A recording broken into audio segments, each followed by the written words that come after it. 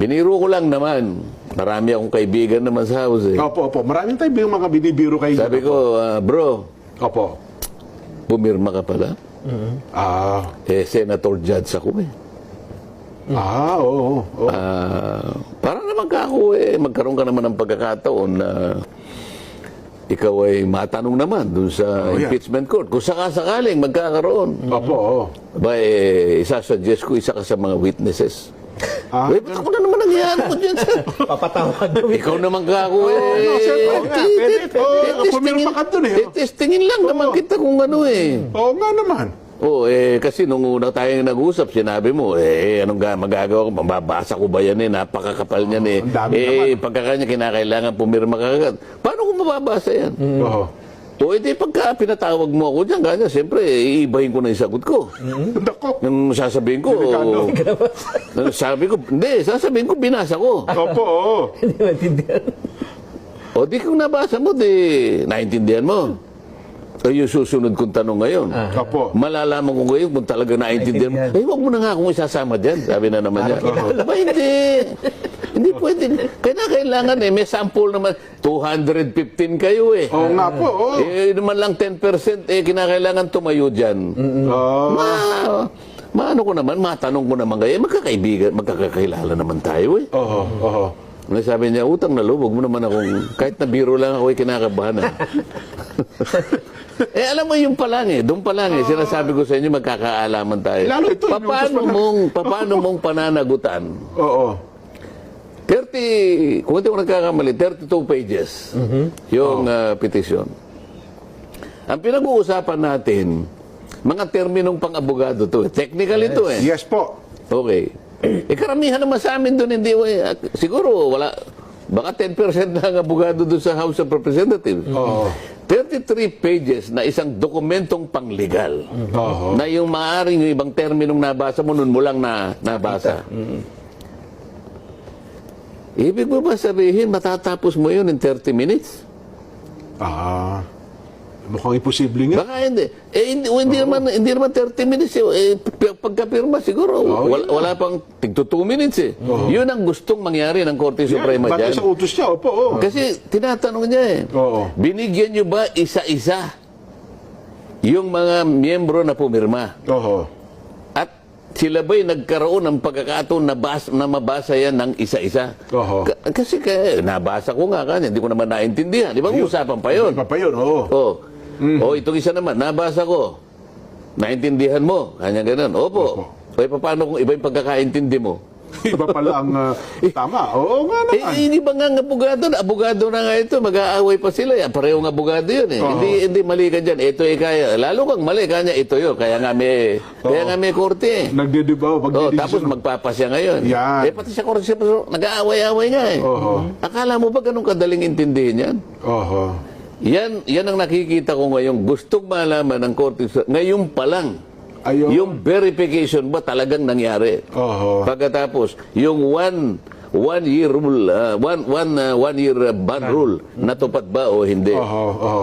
Yan ang usapin dyan. Yun. Nako. Anong implication nito, Sen, doon sa mismong trial? Mukhang... Anong trial? Yung impeachment trial, kung magkakaroon. Parang kasi... Huwag ka magtatanong ng hindi mangyayari. Parang in respect to, in respect to Supreme Court, dapat hindi ka muna... Kasi di ba? Inimbestigahan pa nila eh. Hindi, pabayaan mo sila dyan. Basta tanging Korte Suprema, gumawa ng sariling order. Yun palang ibig sabihin. Opo. Yun ang gustong maliwanagan at malaman ng Korte Suprema, no? Yung mga utos niya, yan. Kaya nga, yan magiging factor yan pagkaraan na magkaroon na ng unang session sa Senado.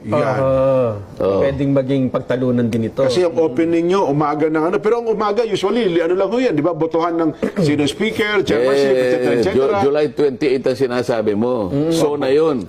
Kinabukasan.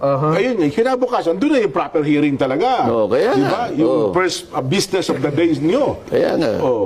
Kung halimbawa, may tumindig agad, bilang siyempre, unang hearing ninyo, mga kasama, ano ho ba? Sinong unang titindig? Halimbawa, ang tumindig si Senador Ruben Padilla. Oo. Mga kagalang-galang na kasama kong senador. Paano ba natin tatratuhin ang naisampang impeachment sa mataas na kapulungan ng Senado? Okay, kung may sumagot, anong impeachment kanya? Oo. Bakit tayo nag-uusap ng impeachment? Meron tayong impeachment? Wala pa naman tayo. 20th Congress. Baka sinasabi po yung nakaraan. Ako, in 19. Ha? Hindi, kasi ang... Tinatanong, sa halimbawa, sinabi niya, Your Honor, with all due respect, ang tinatanong niyo po ba ay yung impeachment na pinagtalunan po ninyo noong 19th Congress? Opo. Opo kanya. Oo. Ay, wag po natin pagtalunan ngayon, tapos na po yun eh.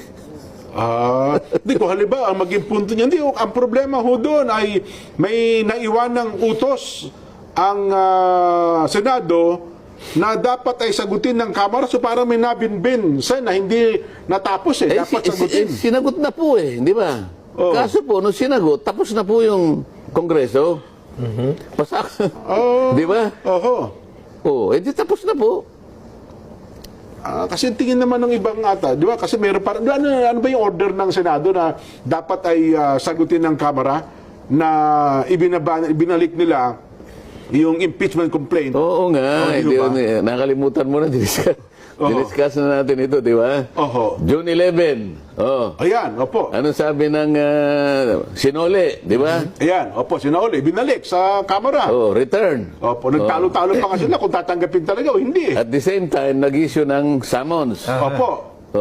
Napagkamalampasuman, di ba? Summons sa tanggapan ng pangalawang Pangulo. Sabi niya, Madam Vice President, you are hereby notified within 10 inextendable days. Opo. To provide or submit an answer to the articles of impeachment. O June 11, di hanggang June 21 siya. Bibigyan siya ng 10 araw para 10 sumagot. araw Opo.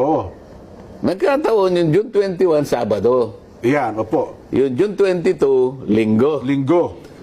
Lunes, 23. Pero available na yung sagot niya, wala namang problema. Kaya lang, kung wala namang opisina, yun naman ang nakalagay naman sa tuntunin sa korte. Opo. Ipapile mo yung first available working day. Yes. So, June 23. Ngayon, sa tuntunin din naman, bibigyan mo ng kopya yung kalaban mo. Opo. Sino bang kalaban niya? Di ba yung House of Representatives, yung mga prosecutors? Mga prosecutors, opo. Binigyan ng kopya yung prosecutors, ayaw naman tanggapin, hindi na malaman kung tatanggapin o hindi, kaya nga nagtataka yung mga abogado ng Vice President.